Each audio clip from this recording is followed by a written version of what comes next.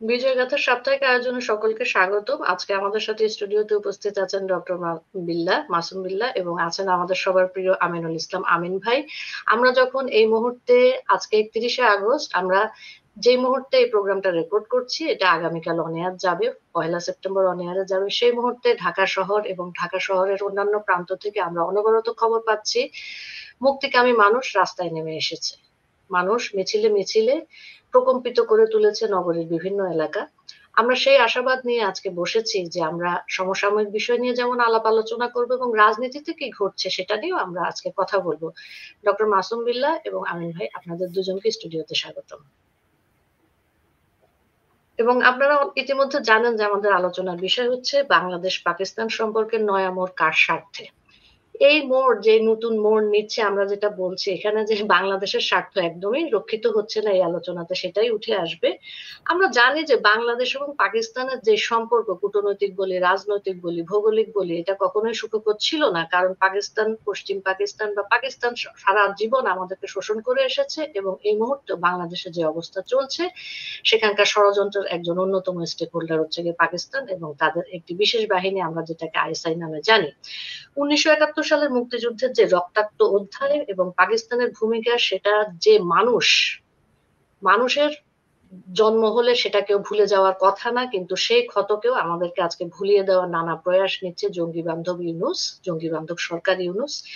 আমাদের প্রশ্ন যে এগুলা কার স্বার্থে হচ্ছে, কেন হচ্ছে, এটার জন্য কি বাংলাদেশের অর্থনৈতিক কোনো জায়গায় পাকিস্তান তাদের সুযোগ নেওয়ার চেষ্টা করছে কিনা, এবং আঞ্চলিক ও বৈশ্বিক শক্তিগুলো যে ধরনের এক কৌশলগত দিক দেখি আমরা, সেখানে কোনো দাবাত ছকের গুটি হিসেবে আমরা ব্যবহৃত হচ্ছে কিনা। আমি কার কাছে প্রশ্ন করবো সেটা বুঝতে পারছি না, কারণ দুজনেই বিশেষজ্ঞ। আমি বিল্লাহ সাহেবের কাছে যেতে চাচ্ছি যে বাংলাদেশ পাকিস্তানের এই যে নয়া ঘনিষ্ঠতা, এটাকে আপনি কিভাবে দেখছেন, এটাকে আপনি কিভাবে ব্যাখ্যা করতে চাচ্ছেন? আচ্ছা, প্রথমত একটা ধন্যবাদ তো আপনার প্রাপ্য। এই প্রথম আপনার অনুষ্ঠানে যুক্ত হলাম। অনেকদিন পরে আমিন ভাইকেও পাওয়া গেল। সেই জন্য আপনাদের মাধ্যমে যারা দর্শক এবং শ্রোতা আছেন তাদের সবাইকে প্রীতি এবং শুভেচ্ছা জানাই। আপনার প্রশ্নে যাবার আগে আমার দুটো ছবি ফেসবুকে প্রতিনিয়ত ঘটনা বদলায়, তো দুটো ছবি খুব চোখে দারুণ ভালো লাগা নিয়ে, দারুণ একটা স্পর্শ নিয়ে লেগে আছে। একটা হলো আলজেরিয়ার প্রেসিডেন্ট বুমেদিন আর হচ্ছে জুলফিকার আলী ভুট্টো এবং সৌদির কি বলবো যে সৌদির রাজপুত্র, তাদের মাঝে বঙ্গবন্ধু একটা ছবি। এটা বোধহয় 74 সালে ওআইসির সম্মেলনের সময় তোলা। এটা শেয়ার দিয়ে লিখেছেন অনেকে। আরো একটা ছবি শেয়ার দিয়েছেন 58 সালে বঙ্গবন্ধু টাফটস ইউনিভার্সিটিতে কয়েকজন বিদেশি অতিথিদের মধ্যে মধ্যমণি হয়ে কথা বলছেন এবং প্রত্যেক শ্রোতা নিবিষ্ট চিত্তে বঙ্গবন্ধুকে শুনছেন। তো একজন মানুষ যদি সম্মোহনী ব্যক্তিত্বের অধিকারী হয়, তিনি পৃথিবীর যেখানেই যান তাদের সবার দৃষ্টি আকর্ষণ করেন। আমার কাছে লোচন মনে হয় যে পররাষ্ট্র নীতির মূল নিয়ামক হচ্ছেন ওই দেশটা কে নেতৃত্ব দেন এবং কে প্রতিনিধিত্ব করেন।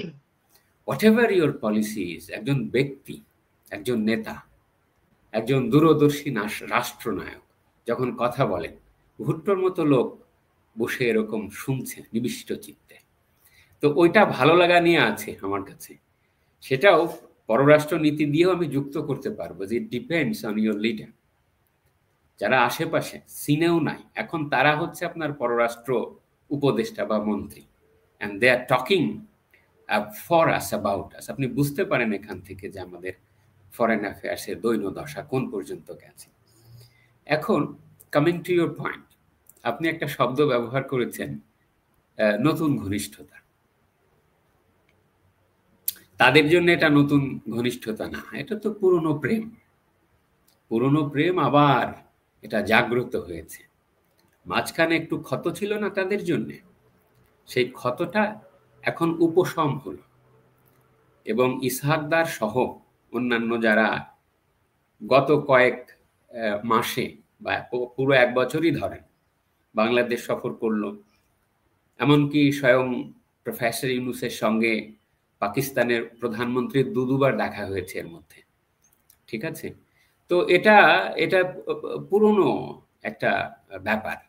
এবং আপনি ওই যে এই আপনি জানেন নাকি, এই যে জানেন নাকি নতুন একটা ডায়ালগ আছে, জানেন নাকি লসন, যে এই অবিচার নামে একটা ছায়াছবি আছে, সেইখানে আছে যে সাইডো না হাত, দেব না গো যেতে, থাকো আমার সাথে। তো এই যে যে হাত, এই হাতটা তারা ছাড়তে চাইছে না, কিন্তু ছবিটার নাম কি? অবিচার। অবিচারটা কারা করেছে? পাকিস্তান, পশ্চিম পাকিস্তান। কাদের উপরে? ইস্ট পাকিস্তানের উপরে। তারা এই অবিচারের ব্যাপারটা ভুলা যায়, কিন্তু তারা এই হাতটা ধরতে চায়।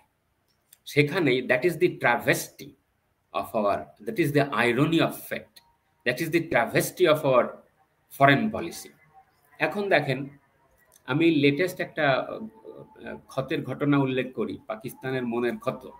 সেটা কাদের মোল্লার যখন ফাঁসি হয়, মনে আছে আপনার 13 সালে পাকিস্তানের পার্লামেন্টে নিন্দে প্রস্তাব উত্থাপন করেছে যে তাদের ভাই ওই পাশে বেআইনিভাবে ফাঁসি দেওয়া হচ্ছে। তাদের পররাষ্ট্রমন্ত্রী কি বলছিল জানেন? বলছে যে স্যাড ট্রাজিক ডেথ অফ কাদের মোল্লা, তার ফাঁসিটাকে তারা এটা টার্ম করেছিল, ঠিক আছে না?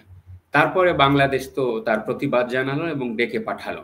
তো ওই যে যে আপনার ক্ষতটা, তারা ওইটাকে এখন উপশম করছে।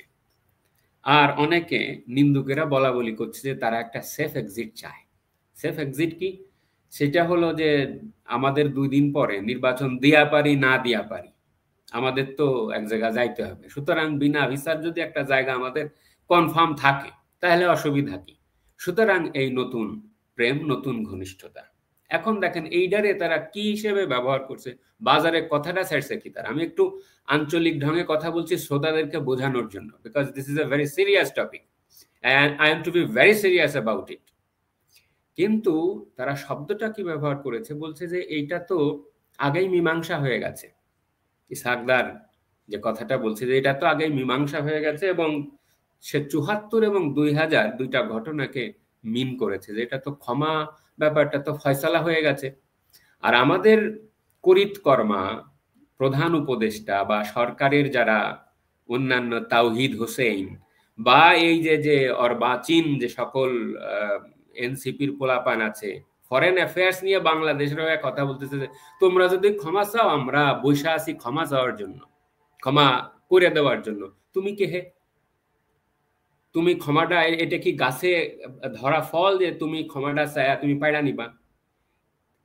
That is not as simple as it is.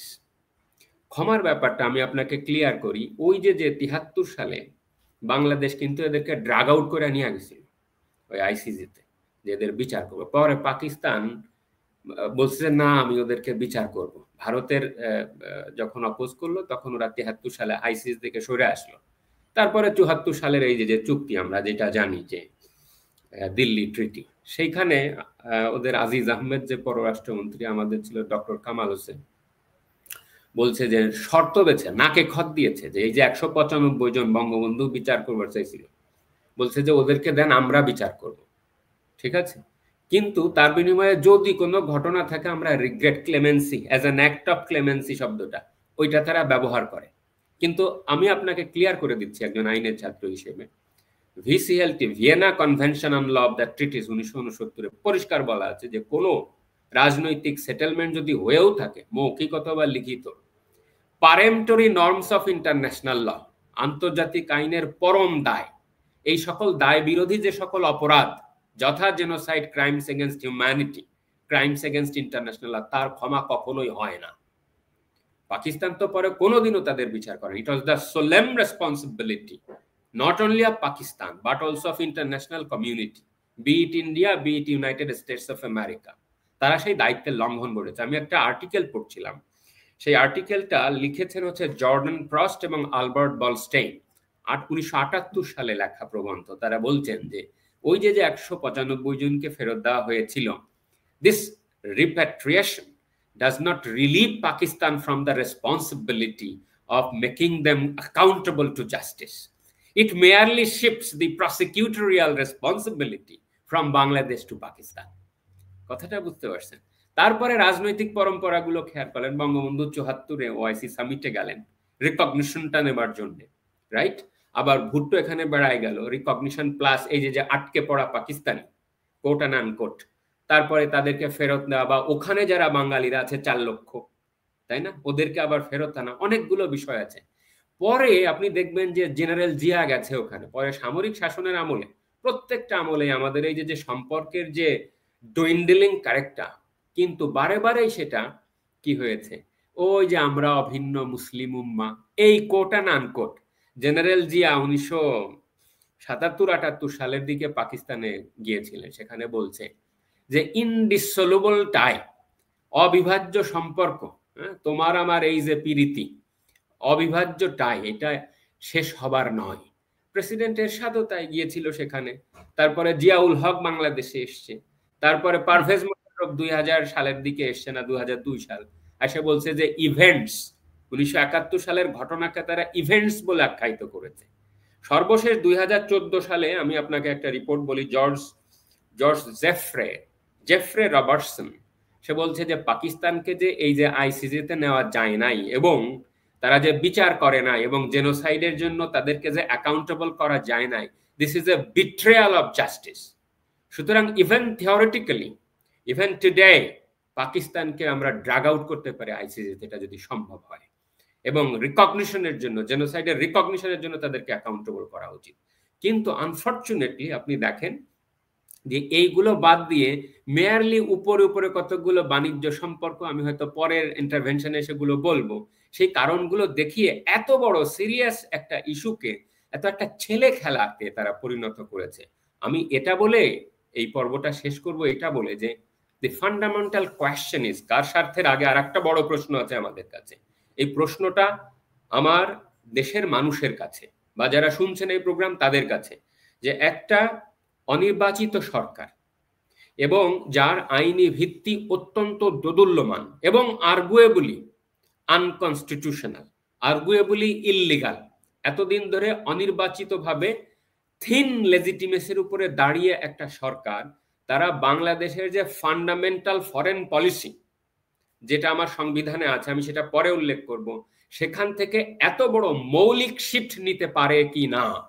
If that is the question, if the answer is no, তাহলে কোন স্বার্থে পাকিস্তানের প্রতি এই যে কিবলা পরিবর্তন, এই যে fundamental pillars of our foreign policy পরিবর্তন, তাহলে সেটা অবশ্যই জনগণের স্বার্থে নয়, সেখানে নিঃসন্দেহে হিডেন কোনো পারপাস আছে।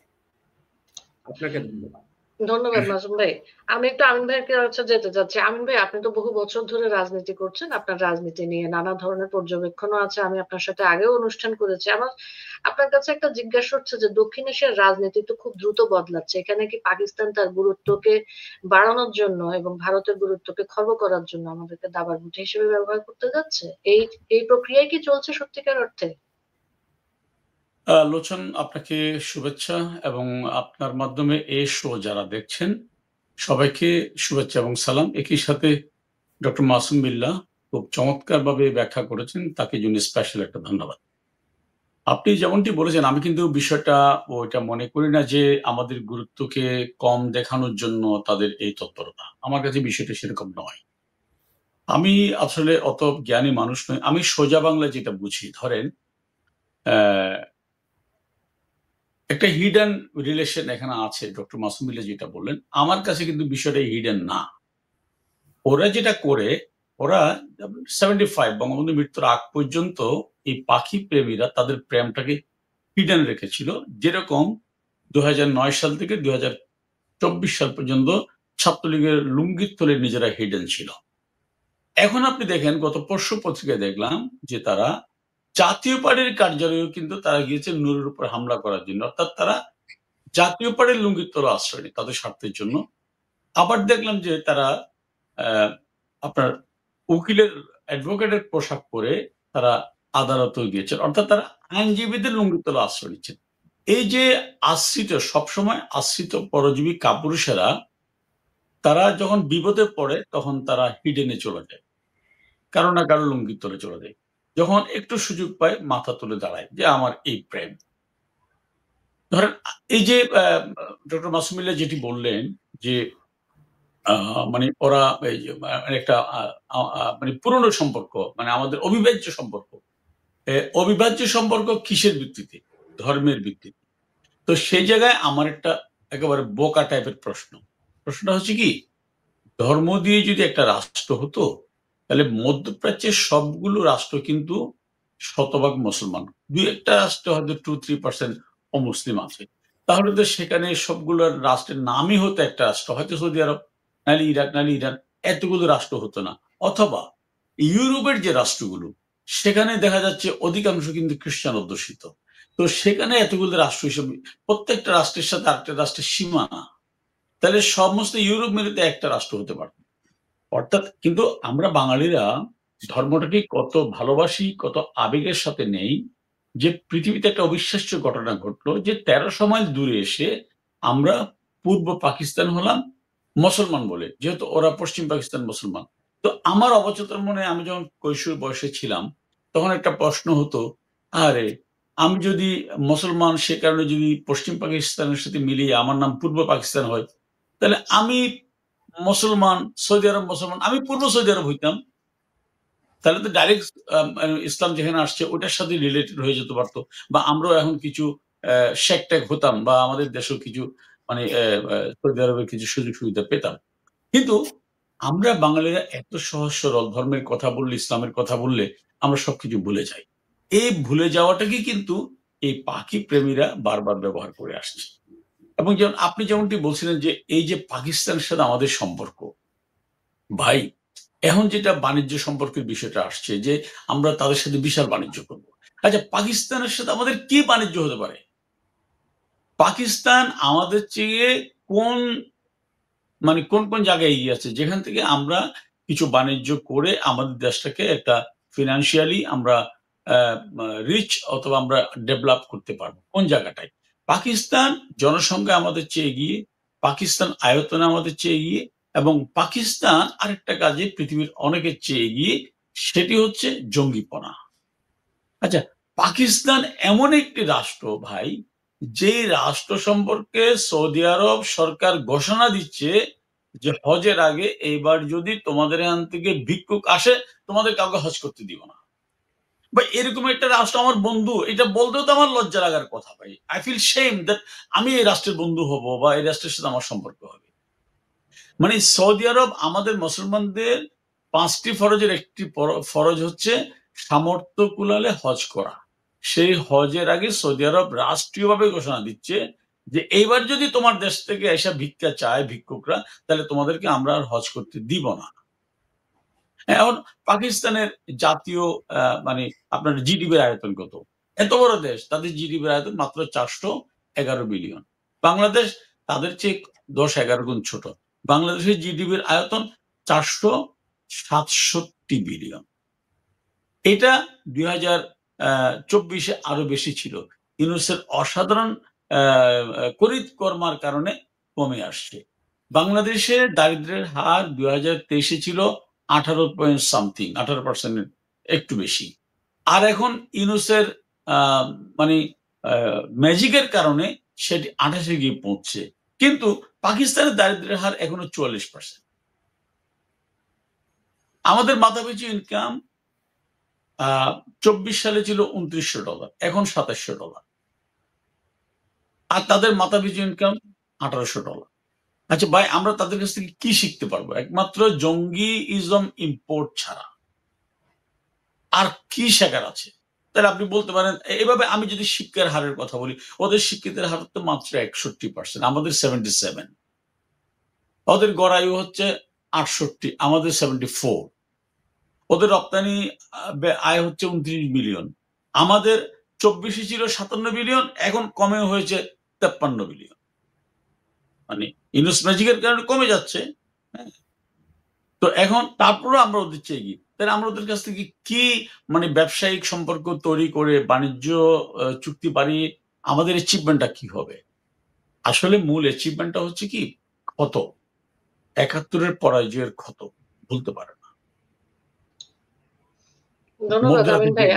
আপনি যেটা বলছিলেন আর কি, আমি 30 সেকেন্ডে শেষ করছি, যে ক্ষত ঘুমাতে পারে না। আপনি দেখছেন যে অনেকে বলছে এটা অভিনয়, আমি কিন্তু অভিনয় মনে করি না। যে যেখানে পাখিরা জামাতের দাদারা বাবারা আত্মসমর্পণ করেছিল সেই ঐতিহাসিক সোহরাওয়ার্দী উদ্যান, রেসকোর্সের ময়দান। সেখানে গত 54 বছরে এই প্রথম একটা সমাবেশ করলো জামাত ইসলাম।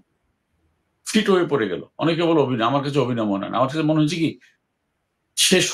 শেষ হঠাৎ করে অবচেতন মনে যে ও মাই গড, এখানে তো আমার মুরব্বীরা, আমার দাদারা আত্মসমর্পণ করেছিল। এই ক্ষত, এই আঘাতে তারা সেখানে উনি পড়ে গিয়েছিলেন। এখন এটার প্রতিশোধ নিতে হবে। এটার প্রতিশোধ নেওয়ার জন্য বাংলাদেশটাকে যদি তারা একটা জঙ্গি অথর্ব অকার্যকর রাষ্ট্র বানাতে পারে, তাহলে বলতে পারবে যে আমরা বলছিলাম না পাকিস্তান ভাঙা ঠিক হবে না, পাকিস্তান ভেঙে আমরা তো একটা অকার্যকর রাষ্ট্র হয়ে গেলাম। এই জায়গাটা নিয়ে যাওয়ার জন্য আমি একটু উদাহরণ দিয়ে শেষ করি। আমাদের একটা আঞ্চলিক ভাষায় একটা কথা আছে যে সতীনের ছেলেকে দিয়ে সাপ ধরানো। এতে দুইটা সুবিধা আছে। সতীনের ছেলে যদি সাপ ধরতে ধরতে ভালো সাপুরও হয়ে যায়, সৎ মা ক্রেডিট নিয়ে বলতে পারবে যে দেখছো আমি আমার সৎ ছেলে, তবু কিন্তু আমি তার সাথে সৎ মায়ের মতো আচরণ করিনি, আমি ছেলেটাকে কি অসাধারণ সাপুরে বানিয়েছি।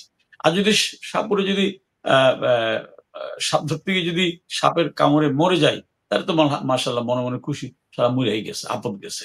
অর্থাৎ বাংলাদেশটাকে একটা অকার্যকর রাষ্ট্র বানানোর জন্য যত আয়োজন, এই যে কোনোদিন বাংলাদেশকে স্বীকার না করা, কোনোদিন বাংলাদেশের শহীদ মিনারে না যাওয়া, কোনোদিন বাংলাদেশের জাতীয় স্মৃতিসৌধে না যাওয়া, এই ফ্যাসিস্ট সম্রাট ইউনূসের নেতৃত্বে পাখি প্রেমের মাধ্যমে আমাদেরকে সেই জায়গাটাই ওরা পৌঁছে দিতে চায় বলে আমি মনে করি।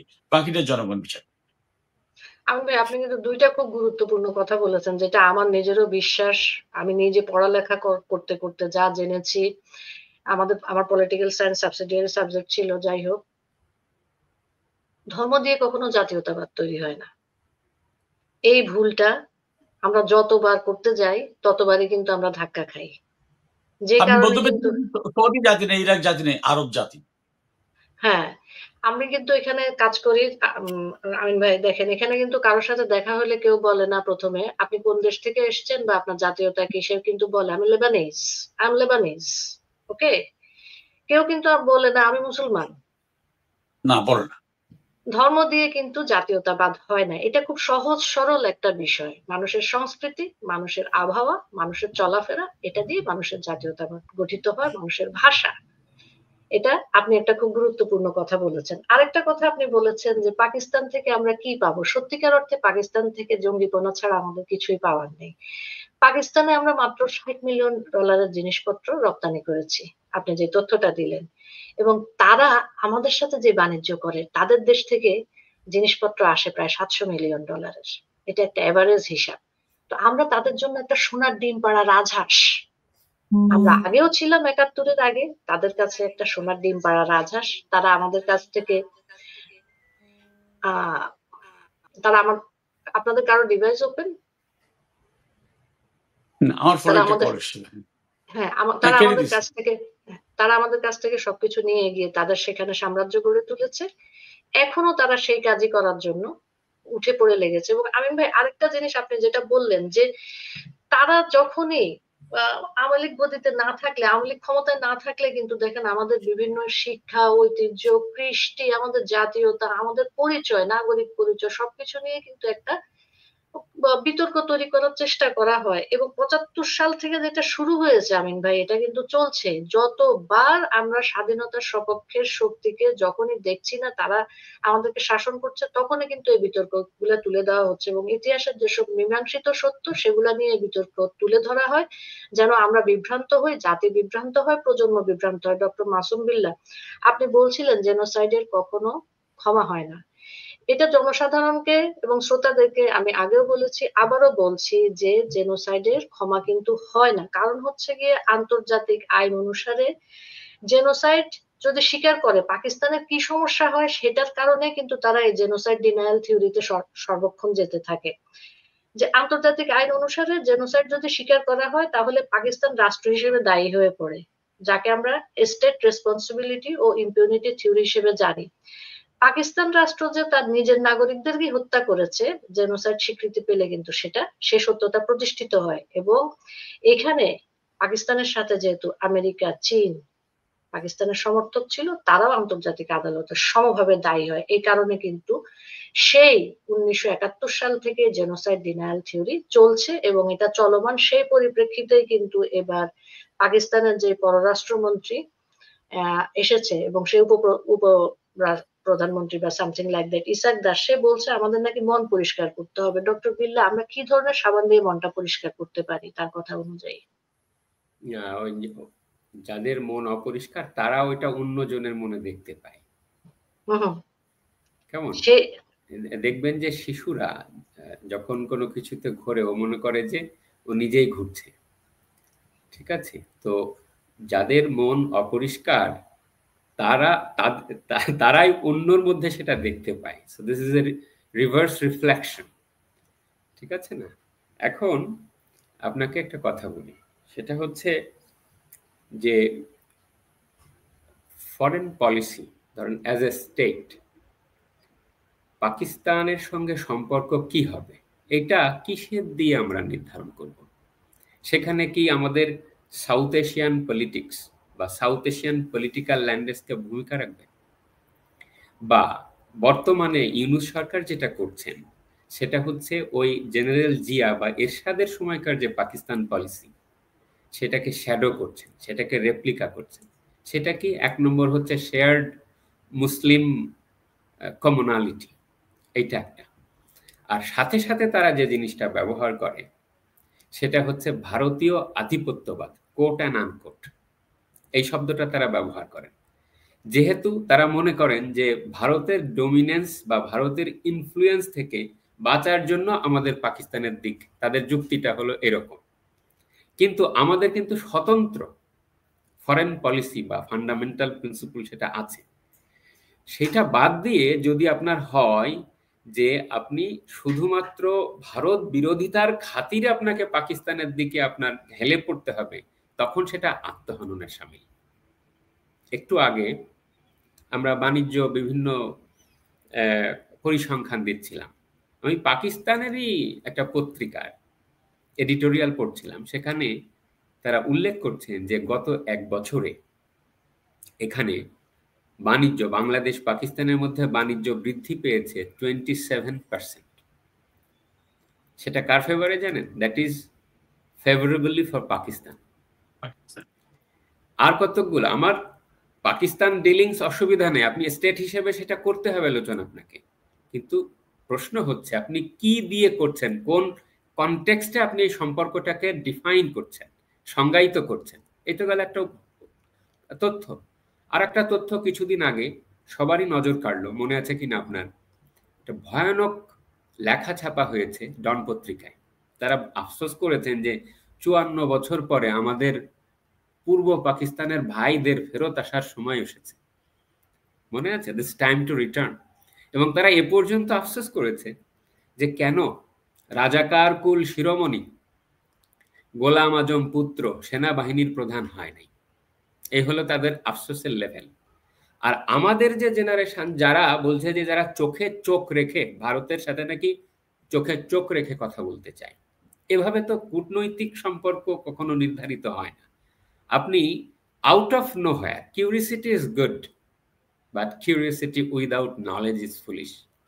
আপনি যখন এই ডক্টর জয়শঙ্কর অথবা যশবন্ত সিং অথবা ইন্দর কুমার গুজরাল অথবা এইরকম পররাষ্ট্রমন্ত্রীর লেগাসি যাদের আছে, বা পাকিস্তানে ওই রকমের কিছু কিছু আলাদা পররাষ্ট্রমন্ত্রীর নাম বলতে পারবে। বাংলাদেশের আমাদের যদি লাইন করেন ডক্টর কামাল হোসেন, আব্দুস সামাদ আজাদ, এরকম এক দুইজন ছাড়া অন্যান্য লাইন আপ আমাদের ভালো না। সেই জন্য আপনি যখন সাউথ এশিয়ান রিজনাল পলিটিক্স থেকে দেখবেন, আমি এটা মনে করি না যে ভারতীয় আধিপত্যবাদ থেকে মুক্ত হওয়ার জন্য আমাদেরকে পাকিস্তানের দিকে ঝুঁকে পড়তে হবে। না, কেননা এইখানে আপনি যে এগুলো দেখেন যে এই যে নতুন যে রাজনৈতিক আবহ বা প্রেক্ষাপট, একটা ডেভেলপমেন্ট আমাকে অত্যন্ত আহত করে। সেটা কি? একটা উদাহরণ দিই। কয়েকদিন আগে বীরশ্রেষ্ঠ মতিউর রহমানের শাহাদাত দিবস গেছে এবং অনেকটা নিভৃতেই গেছে, কিন্তু কিছু কিছু পোলাপান স্ট্যাটাস দিয়েছে যে তিনি নাকি কোট অ্যান্ড আনকোট গাদ্দার, যেটা পাকিস্তানিরা ব্যবহার করে। ওই যে রশিদ মিনহাজ, সে নাকি শহীদ।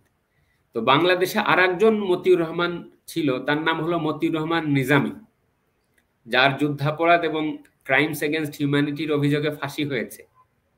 তো ওই রশিদ মিনহাজের বাবার কাছে মতিউর রহমান নিজামী চিঠি লিখেছিলেন। চিঠি লিখে বলছিল যে সে শহীদ হয়েছে এবং আল্লাহ যেন তারে বেহেশত নসিব করে। তো এই যে নতুন প্রজন্ম, এই যে পাকিস্তানাইজেশন, এর সঙ্গে আর একটা জিনিস যোগ করেন, ভয়ানক একটা ব্যাপার। আমি কেন বলছি যে polity, Islamisation of the polity, সংবিধানে তারা আগেও এটা এই ইসলামিক কান্ট্রি টাইপের কিছু একটা লিখেছে, এখন এটা এই যে শফিক আছে না, কি প্রেস সচিব না কি নাম, আমি তার বক্তব্য আই হ্যাভ নো ইন্টারেস্ট, হ্যাঁ ব্যবহার নাই করলাম আমিন ভাই কথাটা, আমার কাছে এটা উনি নিজেই তো সেই কাজটা করেছে, আমরা তো কেউ নাম দিইনি। রাইট, সে তথ্য দিচ্ছে যে আমাদের পোলাপান ওই পাশে নাকি পড়তে যাবে এবং কিছু স্কলারশিপ দেবে। তো যে পোলাপানরা আপনি পাঠাবেন তারা কি অধিক পাকিস্তানাইজড হয়ে আসবে এবং তারা কি এই শিক্ষায় শিক্ষিত হয়ে আসবে যে 1971 সালে কোনো জেনোসাইড হয় নাই? এবং এই তথ্য ওই জুলফিকার আলী ভুট্টো যেমন বলতো যে সেখানে কোনো জেনোসাইড হয় নাই, বা আমরা এর বিচার করে ফেলেছি বা মাফ হয়ে গেছে, বা ওই নওয়াবজাদা ইয়াকুব বা সারতাজ আজিজ বা এরকম করে যে সকল ক্ষণে ক্ষণে যে সকল মন্ত্রীরা আসতো, ওই তথ্যগুলো কি এই পোলাপান জেনে এসে আবার আমাদের দেশে যে পাকিস্তানিকরণ সেই পলিটিটা আরো দৃঢ়ভাবে করতে চায়? তো এই হেন পরিস্থিতিতে যখন এই আমাদের ফরেন পলিসিটা পাকিস্তানের দিকে ঝুঁকে পড়ে, তখন এটা আমরা উদ্বিগ্ন না হয়ে পারি না। আর আপনি যদি এটা গ্লোবাল পলিটিক্সে ধরেন, গ্লোবাল পলিটিক্স বোঝার মতো এই মুহূর্তে সরকারে কে আছে আমারে বলেন তো? এবং এই কালকেই যে নরেন্দ্র মোদী এবং এই চীনের যে প্রধান রাষ্ট্রপতি এবং এই রাশিয়ার যে ভ্লাদিমির পুতিন, তাদের মধ্যকার যে বৈঠক হলো এবং নতুন মেরুকরণ হলো, এবং কয়েকদিন আগে যে প্রফেসর ইনু সফর করে আসলে তার ফলাফলটা কি হলো? তাহলে তো আপনি সবে ধন নীলমণি পাচ্ছেন পাকিস্তান, তো আপনি আপনার পাত্রে থাকলো শুধু পাকিস্তান, এবং এই পাকিস্তান দিয়ে আপনি তখন কি করবেন? সুতরাং আমার কাছে মনে হয় যে এটা this is a kind of shrewd and crude politics the interim government is playing with the people of Bangladesh. Who are losing? আপনার মূল প্রশ্নটার উত্তর আমি পরে দিতে পারবো কিনা জানি না, যে কার স্বার্থে, যার তার স্বার্থেই হতে পারে, অবশ্যই এটা বাংলাদেশের মানুষের স্বার্থে নয়। আমিন ভাই, আমি যেটা বুঝলাম যে বিল্লাহ সাহেব বললেন যে বাংলাদেশ সত্যিকার অর্থে আন্তর্জাতিক ক্ষেত্রে বন্ধু রাষ্ট্র বলতে এখন আর কারোর সাথেই নেই, বন্ধু রাষ্ট্র বাংলাদেশের সেই অর্থে নেই। আমি ভাই, আমরা তো দেখেছি যে আওয়ামী লীগের প্রত্যেকটা শাসন সময় আমরা দেখেছি যে সকলের সঙ্গে বন্ধুত্ব, কারোর সাথে শত্রুতা নয়। আমরা কিন্তু এই পররাষ্ট্রনীতি দেখেছি, হঠাৎ করে এই পররাষ্ট্রনীতি পাল্টে গেল। এই পাল্টে যাওয়াকে আমিন ভাই কিভাবে ব্যাখ্যা করবেন? আপনি প্রথমে বলেছেন ইউনূসের ম্যাজিক, এটাও কি ইউনূসের ম্যাজিক আমিন ভাই? এটা ইউনূসের ম্যাজিক, এর সাথে যুক্ত আছে একটা ভূ রাজনীতি। মানে ভূ রাজনীতির কবলে পড়ে আমাদের একটা রাজনৈতিক ব্যর্থতা হচ্ছে যে আমাদের বাংলাদেশের রাজনৈতিক দলগুলোর মধ্যে যে একটা ঐকতান তৈরি হওয়া দরকার ছিল, এটা আমার আজকে স্বীকার করতে কোনো দ্বিধা নেই, সেটি আমরা করতে পারিনি।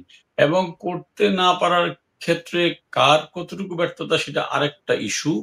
বাট যেহেতু আমাদের মধ্যে সেই বিভাজনটা দিনের পর দিন প্রকট হয়েছে, বিশেষ করে আমাদের আরেকটি ব্যর্থতা হচ্ছে গত 15 বছর আমরা যখন ক্ষমতায় ছিলাম, যেমনটি বিল্লাহ বললেন যে পাকিস্তানে যারা পড়তে যাবে তারা সেখান থেকে কি শিখে আসবে? হ্যাঁ, তারা সেখান থেকে জঙ্গিবাদের উপর পিএইচডি করবে, তারা সেখান থেকে মানে কোনো জেনোসাইড হয়নি। এটা তো জেনোসাইড হয়নি, বাংলাদেশের মানুষ কম মারা গিয়েছে, এটি তো আমরা লাগাতার 91 এর পর থেকে বলে আসছি। তাহলে এইটার বিপরীতে যে নেগেটিভটা দাঁড় করালে আমাদের ইয়াং জেনারেশন সেটাকে অ্যাকসেপ্ট করতো, সেরকম একটা নেগেটিভ দাঁড় করাতে আমাদের ব্যর্থতা ছিল। এখন সেই ব্যর্থতা কতটুকু কার, আমি মানে সামষ্টিকভাবে সেই কনক্লুশনে যাব না, বাট ছিল। কারণ পৃথিবীতে, হ্যাঁ, এখানে আরেকটা বড় বিষয় হচ্ছে কি লোচন, সম্ভবত বাংলাদেশে একমাত্র হতভাগা রাষ্ট্র যেটি স্বাধীনতার মাত্র 3.5 বছরের মাথায় তার জাতির পিতাকে হারালো, এবং এরপর থেকে 21 বছর এই রাষ্ট্রটা যাদের হাতে পরিচালিত হয়েছে, দণ্ডমুণ্ডের কর্তা যারা ছিলেন তারা কিন্তু চেতনায় ধারণ করতেন পাকিস্তান। ওইটা আমরা ওভারকাম করতে পারছি না। এটা সুযোগ এসেছিল 15 সালে, 2009 থেকে 24 পর্যন্ত। সেখানেও আমরা প্রপারলি আমার মনে হয় এফোর্ট দিতে পারিনি। কারণ আপনাকে মনে রাখতে হবে যে 1977 সালে যেই জায়গাটায় পাকিস্তানের আত্মসমর্পণ করেছিল, সেখানে একটা সিরাতুন নবী মাহফিল হয়েছিল, এবং সেই সিরাতুন নবী মাহফিলে প্রধান অতিথি ছিলেন ওই সময়ের বিমান বাহিনী প্রধান তোয়াব খান, এবং সেই মাহফিল পরিচালনা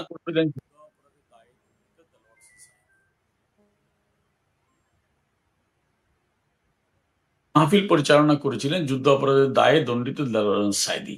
সেখানে সাইদি কিছু প্রস্তাব পাঠ করেছিলেন। সেই প্রস্তাবের মধ্যে 1 নাম্বার ছিল জাতীয় সঙ্গীত পাল্টাতে হবে এবং বাংলাদেশকে ইসলামী প্রজাতন্ত্র ঘোষণা করতে হবে, এবং সেখানে স্লোগান উঠেছিল তব্বায় তব্বায় চান্তারা মার্কা পতাকা চাই, এবং সেখানে দাবি উঠেছিল যে বাংলাদেশের যত শহীদ মিনার সব ভেঙে ফেলতে হবে।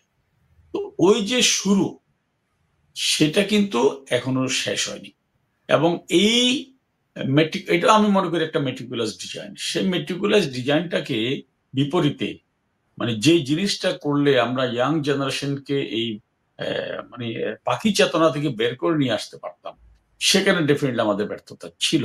সুতরাং আমরা মনে করি যে তারপরেও সেটা কিন্তু আলটিমেটলি আমরা জিতবো, সেটা তারা পারবে না, সাকসেসফুল হবে না। সে কারণে হয়তো আমাদের অতিরিক্ত বেশি প্রতিদান দিতে হচ্ছে, মানে আমাদের এটা মানে এই ভুলের খেসারত আমরা অতিরিক্ত দিয়ে ফেলছি। যেমন ধরেন, যেটা তো আওয়ামী লীগের কোনো দাবি না অথবা সোশ্যাল মিডিয়ার দাবি না, যে ইন্ডিপেন্ডেন্ট টেলিভিশনের যে সংবাদ সূত্র, সেখানে বলছে যে এখন বাংলাদেশের নদীতে প্রতিদিন গড়ে 43টি লাশ পাওয়া যাচ্ছে। আপনি খবর নিয়ে দেখেন, প্রতিটি লাশের যদি ময়নাতদন্ত করা হয়, তাদের খোঁজ খবর না হয়, দেখা যাবে যে তারা প্রত্যেকে এখানে মুক্তিযুদ্ধের চেতনার পক্ষের মানুষ। এই যে গতকাল বরিশালে বাবার একমাত্র সন্তান, হ্যাঁ, যেভাবে হত্যা করা হয়েছে, কোনো অপরাধ নেই, অপরাধ একটাই, শুধু বঙ্গবন্ধুকে ধারণ করে, শেখ হাসিনাকে ধারণ করে, মুক্তিযুদ্ধকে ধারণ করে। এই যে আমরা মানে কতটা খুব বেশি হয়ে যাচ্ছে, বাট এটার রক্তঘাতী বিনিময় হবে, আমি বলে দিলাম, এবং সেই রক্তঘাতী বিনিময়ে আমরা জিতবো। আপনি দেখুন, আমি জিতবো কেন বলছি, আমি সত্যি সত্যি মানে রোমাঞ্চিত হই, শিহরিত হই, আলোড়িত হই, উদ্বেলিত হই এবং উদ্দীপ্ত হই যখন আমি দেখি যে এত বর্বরতা দেশ জুড়ে, একেবারে 56,000 মাইলের গাঙ্গীয় বদ্বীপ জুড়ে, এই যে ফ্যাসিস্ট সম্রাট ইউনূস বাহিনীর যে মানে নৃশংসতা, এর বিপরীতে প্রতিদিন যেভাবে বাংলাদেশে আজকে জয় বাংলা স্লোগানে মানুষ গর্জে উঠছে, কোন মৃত্যুই কিন্তু এই মিছিলকে স্তব্ধ করতে পারছে না। আপনি বঙ্গবন্ধু হত্যার 50 বছরে এরকম বঙ্গবন্ধুর নাম মুখে নেওয়া যাবে না, তার জন্য এরকম প্রতিবন্ধকতা কোন মোশতাকও করেনি, যেটা ফ্যাসিস্ট ইউনূস করল।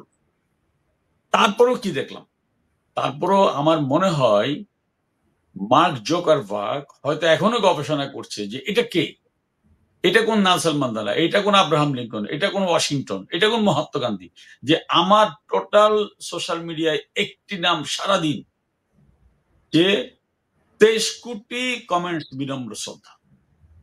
আপনি ভাবতে পারেন যে শতবর্ষী মা আমার, উনি জানতেন যে ওখানে গেলে তার উপরে হামলা হতে পারে, উনি মোমবাতি নিয়ে গেলেন।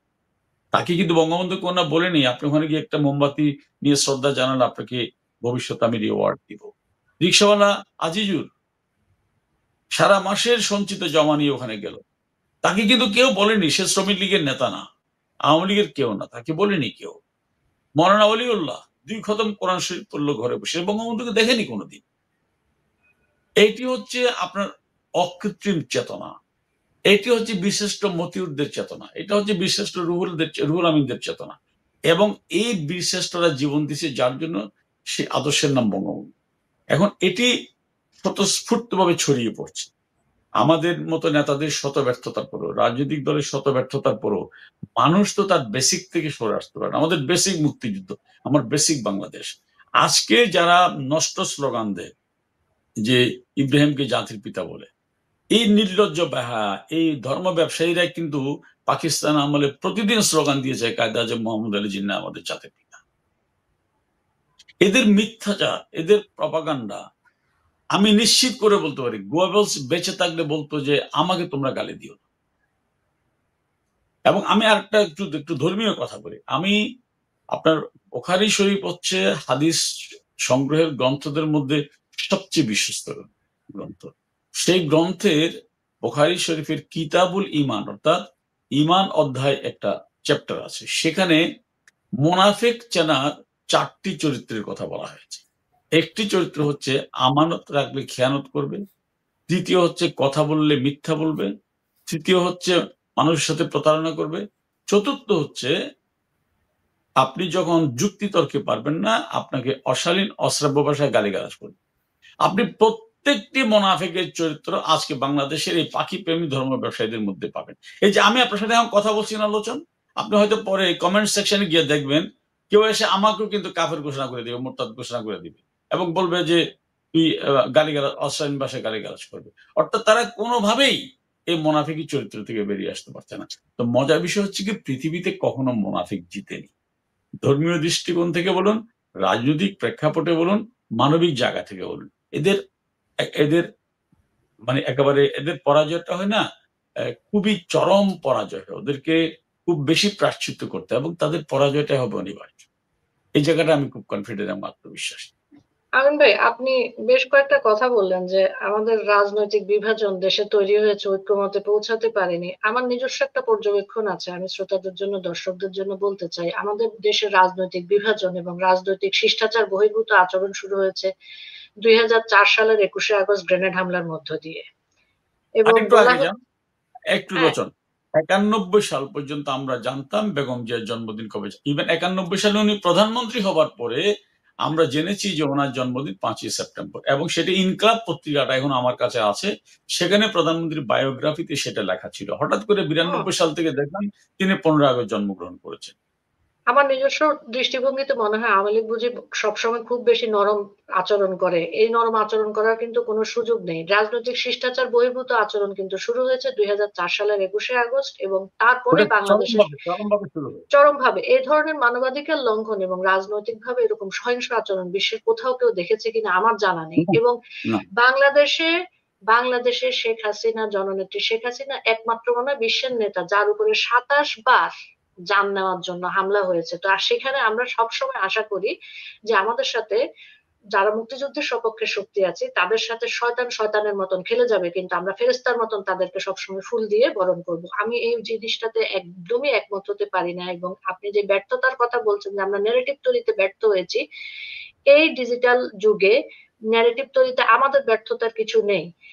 আমি বাংলাদেশে জন্মগ্রহণ করেছি এবং বাংলাদেশে কিন্তু আমার বড় হয়ে ওঠা সম্পূর্ণভাবে মুক্তিযুদ্ধের বিপক্ষের শক্তিদের সময় আমার বড় হয়ে ওঠা। আমি সামরিক শাসন দেখেছি, আমি স্বৈরাচার দেখেছি, আমি আমি কিন্তু আমার বক্তৃতায় আমার কথা এটা বলেছি যে 75-এর পর থেকে 21 বছরের ধারাবাহিক একটা দুঃশাসন, 21 বছরের ওই দুঃশাসনের ভিতরে কিন্তু আমরা বড় হয়ে উঠেছি। তাহলে কেন লাগাতার সেখানে তাহলে আমরা কেন বাংলাদেশকে আমরা ধারণ করতে পারছি এবং তারা ধারণ করতে পারছে না? কারণ হচ্ছে তাদের রক্তের সমস্যা, তাদের ডিএনএ তে সমস্যা। তাদের কেউ কেউ হচ্ছে গিয়ে আটকে পড়া পাকিস্তানি, কেউ বিহারি, কেউ সারা জীবন বাংলাদেশের বিরোধিতা করেছে এবং সেই লিগেসি তারা বয়ে নিয়ে যাচ্ছে। তারা বাংলাদেশের জল, হাওয়া, মাটি সব ব্যবহার করছে, এখানে বেড়ে উঠছে, এখানে খাচ্ছে, এখানে করছে, কিন্তু তাদের অন্তরে হচ্ছে গিয়ে পেয়ারে পাকিস্তান। এটা তাদের ব্যর্থতা। এটা ন্যারেটিভ তৈরির দায়িত্বের যে ব্যর্থতা আপনি বলছেন সেটা আমাদের ব্যর্থতা সম্পূর্ণভাবে নয়। এবং আপনি আরেকটি কথা বলেছেন যে সবাই কি ধরনের জানি এক ধরনের ডিলিউশনের মধ্যে থাকে। এটা সম্ভবত আমিন ভাই যেটা দেখা যাচ্ছে আর কি পুঁজিবাদী সমাজে এই যে এক ধরনের নিউক্লিয়াস চিন্তা ভাবনা, সেখান থেকে মনে হয় এই ধরনের ভাবনা তৈরি হয় যে আমারটা আমার, তোমারটা তোমার। অথচ আপনি ধর্মের কথা বললেন যে ধর্মতে বলা হচ্ছে মুনাফিকদের বিজয় হবে না। ধর্মতে তো খুব সুন্দর করে বলা হয়েছে লাকুম দীনুকুম ওয়ালিয়া দিন, তোমার ধর্ম তোমার, আমার ধর্ম আমার। সেই জায়গা যদি আমরা পালন করি তাহলে কিন্তু এই জামাত ইসলামের এই ধর্ম নিয়ে রাজনীতি কিন্তু আর সাস্টেইন করে না। ওই যে আমরা খুব নরম, জামাত ইসলামের মতন দলকে, জামাত ইসলামের মতন সংগঠনকে আল বদর, আল শামস, রাজাকার, তাদেরকে কিন্তু আমরা মানবিকতার দৃষ্টিকোণ থেকে দেখে তাদের অর্থনৈতিক কার্যক্রম এবং সকল কার্যক্রম আমরা চালু রাখার সুযোগ দিয়েছি। আমরা বলে যাচ্ছি যে এটা একটা ইনক্লুসিভ সোসাইটি। ইনক্লুসিভ সোসাইটি তো বটেই। আমি ওইটা বলছি, সুযোগ দেওয়া বা সেটাকে সেটাকে এঙ্গেজ করতে না পারে, এটা তো অবশ্যই আমাদের ব্যর্থতা, অস্বীকার করার জায়গা নেই। আমি না, সেটা মনে করি। আপনার পরিবারে আমিন ভাই মুসলিম লীগ, আপনার পরিবারে রাজাকার, আপনার পরিবারে আল শামস, আল বদর, আপনাকে আমি কিভাবে মুক্তিযুদ্ধের ন্যারেটিভে না না, সত্যিকার অর্থে নিয়ে আসবো? লোচন, ইউ আর রং। মুক্তিযুদ্ধের খবর নিয়ে দেখো,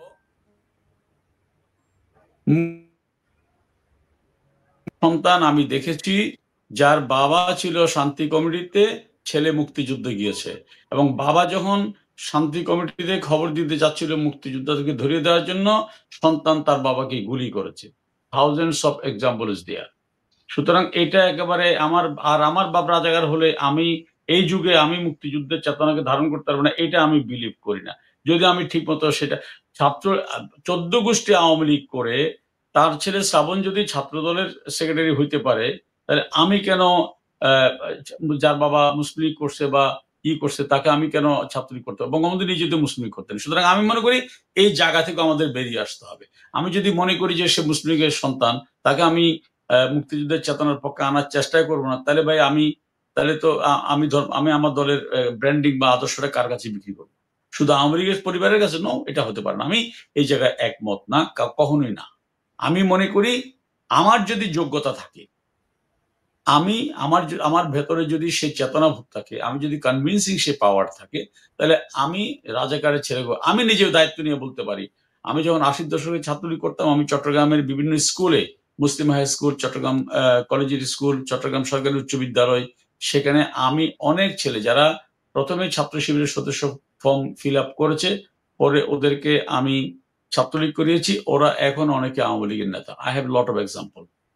এবং আমার বাবাকে একজন অভিযোগ করেছিল, আমাদের এক প্রতিবেশী, যে আমার ছেলেটা খুব ভালো ছেলে, আপনার ছেলে আমিনের সাথে মিশতে মিশতে আমার ছেলেটা নষ্ট হয়ে গেল কেন? এবং সে এখন আওয়ামী লীগের ওয়ার্ড আওয়ামী লীগের ভাইস প্রেসিডেন্ট। আমি এটা বলছি 1984 সালের কথা, এবং তার বাবা হচ্ছে ঘোর মুসলিম। সুতরাং আমি ভাই এখন যে ছেলে 80 দশকে ছাত্রলীগ করছে, ইভেন 2001-এর পরে যারা ছাত্রলীগ করছে, তার ইডিওলজি বা তার কমিটমেন্ট নিয়ে কোনো প্রশ্ন তোলা, আমি মনে করি তাকে অপমান করা। মুসলিম লীগের ছেলে হলে ছাত্রলীগ করতে পারবে না, আমি ভাই এটা বিশ্বাস করি না। ছাত্রলীগ, আওয়ামী লীগের অনেক নেতার ছেলেকে আমি দেখছি শিবির করে, অনেক নেতার ছেলে কন্ট্রোল করতে পারেনি, বাপ তাদেরকে ঠিক মতো মেসেজ দিতে পারেনি। এবং আমাদের এই সমাজ ব্যবস্থার লোচন মানুষ অনেকগুলো কারণেও রাজনৈতিকভাবে হয়, বায়াসড হয়ে যায়। এগুলো অনেক মানে আমি জানি না এখানে এই আলোচনাটা মানুষ কিভাবে নিবে, বাট অনেকগুলো ফেনোমেনন এখানে কাজ করে। মানুষ কোন সময় যে কার মেন্টালিটি কোন জায়গা থেকে চেঞ্জ হয়ে যায়, এটা একটা বড় বিষয়। আপনি যেটা বললেন যে অনেকগুলো ফেনোমেনন কাজ করে, আমি একটা কথা বলি যে বঙ্গবন্ধুকে বাঁচানোর জন্য জীবন দিল কর্নেল জামিল, উনি কিন্তু মুক্তিযোদ্ধা ছিলেন না। কি বলবেন? কারণ সে তার প্রফেশনের প্রতি অনেস্ট ছিল। সে মনে করেছে it's my responsibility to save my boss. এমন না যে তাকে সরাসরি গুলি করেছে, তাকে কিন্তু বলেছিল স্যার আপনি ইউ ডোন্ট প্রসিড, বলেছিল স্যার ইউ ডোন্ট প্রসিড। উনি চাইলে না যেতে করে ফেরত যেতে পারতেন, বাট হি প্রসিড। কি বলবেন? সুতরাং আমি কিন্তু আমি সব বিষয়গুলো অত সরলীকরণের পক্ষে না। ধন্যবাদ আমিন ভাই। এটা তো দ্বিমত থাকবেই, মতামতের দ্বিমত থাকবে, এটাই সৌন্দর্য। সবাই সব মিলে আলাপ করব সেই বিষয়ে, কখনো ঐক্যমতে পৌঁছাবো, কখনো মতদ্বৈততা থাকবে, মতানৈক্য থাকবে, এটাই হচ্ছে গিয়ে রাজনৈতিক সৌন্দর্য। কিন্তু সেটাকে আমরা কখনো সহিংসতার পর্যায়ে নিয়ে যাব না, এটাই হচ্ছে গিয়ে আমাদের কথা। মাসুম ভাই, আমরা একদম অনুষ্ঠানের শেষ দিকে, আমি আমিন ভাইয়ের কথা ধরে আপনাকে একটা প্রশ্ন করছি। আমিন ভাই বললেন যে অনেক ধরনের ক্রাইটেরিয়া থাকে, এক্সটার্নাল ফ্যাক্টর থাকে, এগুলো নিয়ে মানব জীবন দেখা যাচ্ছে রাজনৈতিক ভাবেও কৌশলগত ভাবেও দেখা যায় প্রভাবিত হয়। আপনি তো 2024 দেখলেন, আপনি একজন শিক্ষক মানুষ। বাংলাদেশের নারীরা কেন এই ফার রাইট দলের দিকে ঝুঁকে যাচ্ছে, এটা কি আপনার কোনো পর্যবেক্ষণ আছে?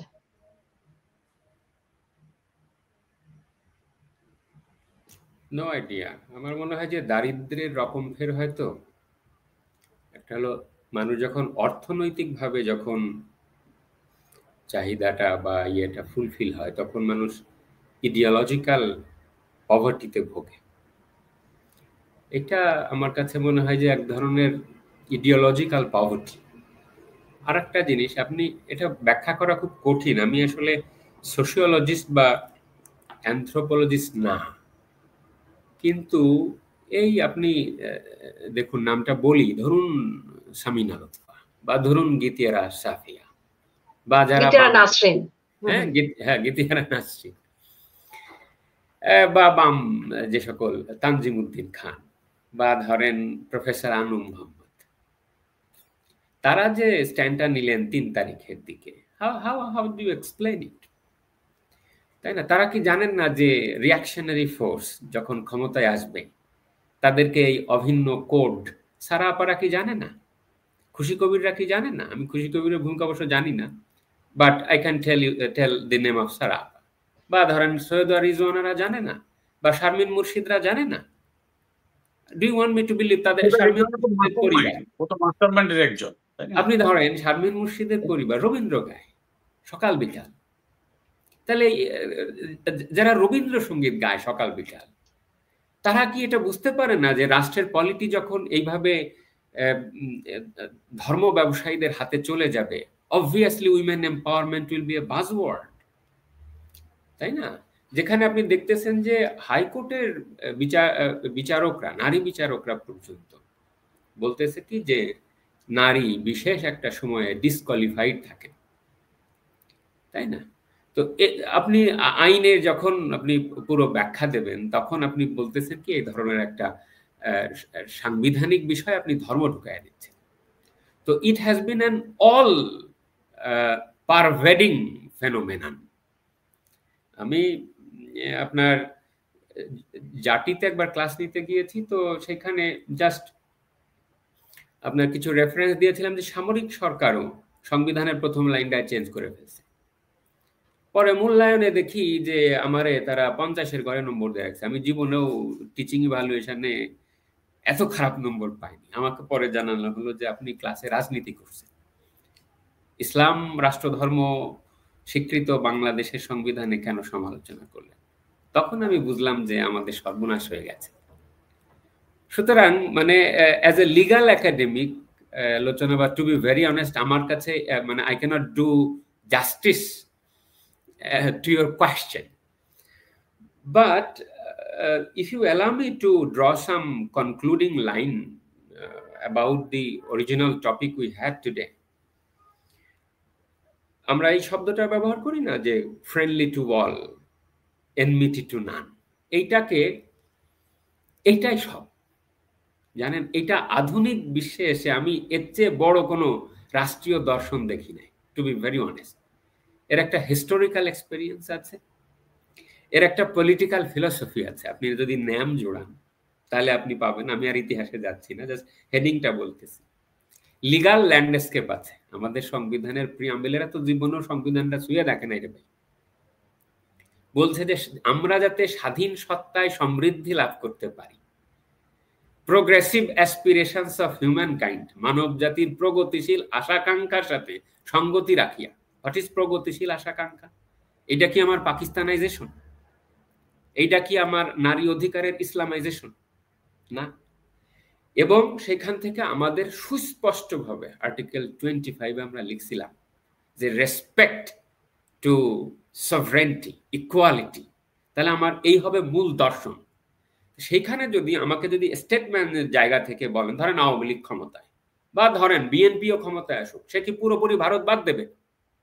এটা কি হয় সম্ভব? মুখে বাদ দে, মুখে বাদ দে, প্র্যাকটিক্যালি আরো বেশি হবে। মুখে বাদ দে, প্র্যাকটিক্যালি আরো বেশি।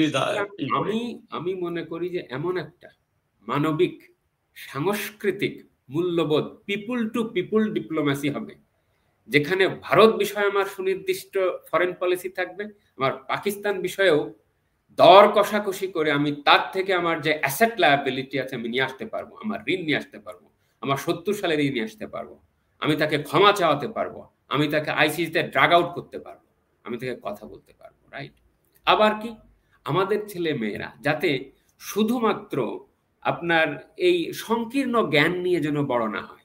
ওয়েল, তারা সাদাত হাসান মান্টো পড়ুক, তারা ফায়েজ আহমেদ ফায়েজ পড়ুক, তারা তো নামও জানে না যে বঙ্গবন্ধুর ভক্ত ছিল ফায়েজ আহমেদ ফায়েজ, পড়ুক তারা আল্লামা ইকবাল পড়ুক, কিন্তু পাশাপাশি তারা তো এই কাইফি আজমিও পড়ুক। এই যে শাবানা আজমির বাবা যে বাংলাদেশের মুক্তিযুদ্ধ নিয়ে কবিতা লিখছে, তাই না? বা ধরেন তারা নুসরাত ফাতে আলী খানরা নিয়ে আসুক রে ভাই, অসুবিধা নেই, বা আতিফ আসলামরা নিয়ে আসুক, কিন্তু পাশাপাশি তো আমার লতা মঙ্গেশকর বা আমার আশা ভোসলে শুনতে অসুবিধা নেই, বা আমার কিশোর কুমার শুনতে অসুবিধা নেই, রাইট? সো বাংলাদেশ এই সাউথ এশিয়ার মধ্যে ওয়ানলি কান্ট্রি, সেটা হলো পিপলস রিপাবলিক অফ বাংলাদেশ। এইটা কিন্তু অন্য কোনো দেশ নাই। পাকিস্তান ইসলামিক রিপাবলিক, আর ইন্ডিয়া হচ্ছে ইউনিয়ন অফ ইন্ডিয়া। অন্যান্য দেশগুলো যার যার মতন কনস্টিটিউশনাল সংকটে বসে। তাহলে আমার fundamental norms of state policy হবে বা ফরেন পলিসিটা হবে কি পিপল সেন্ট্রিক, যেখানে মানুষে মানুষের সম্পর্কের কথা বলে, যেখানে সৌহার্দ্যের কথা বলে, যেখানে সাংস্কৃতিক হৃদ্যতার কথা বলে, যেখানে বোধ, আপনি যে একটু আগে বললেন না যে কেন এরা বোঝে না, আমার কাছে মনে হয় বোধের জায়গাটা পরিশীলিত হয়নি। তারা অরুন্ধতী রায় পড়বে না, তাই না? বা তারা ওই যে ভারতের যে ফিলসফার রাষ্ট্রপতিরা তারা পড়েন, আমরা যারা আইনে পড়ি তারা তো আমরা জাস্টিস কৃষ্ণায়ার পড়ি, জাস্টিস শাহ পড়ি, জাস্টিস ভাগবতী পড়ি, জাস্টিস হিদায়তুল্লাহ পড়ি, পাশাপাশি আমরা স্যার জাফরুল্লাহ খান পড়বো, অসুবিধা নেই তো। তাহলে we can learn from each other. কিন্তু at the end of the day আমার যে জন্ম, আমার যে ইতিহাস, সেইটার সাথে বেইমানি করে কখনোই আমি শুধুমাত্র পাকিস্তানমুখী হয়ে যাব না। That we hate very much, that is not the purpose of Bangladesh. সেটা কখনোই এই অন্তত অনির্বাচিত একটা সরকারটা করতে পারে না, এবং আমি মনে করি যে বাংলাদেশ ফরেন পলিসির দিক দিয়ে ভুল পথে আছে।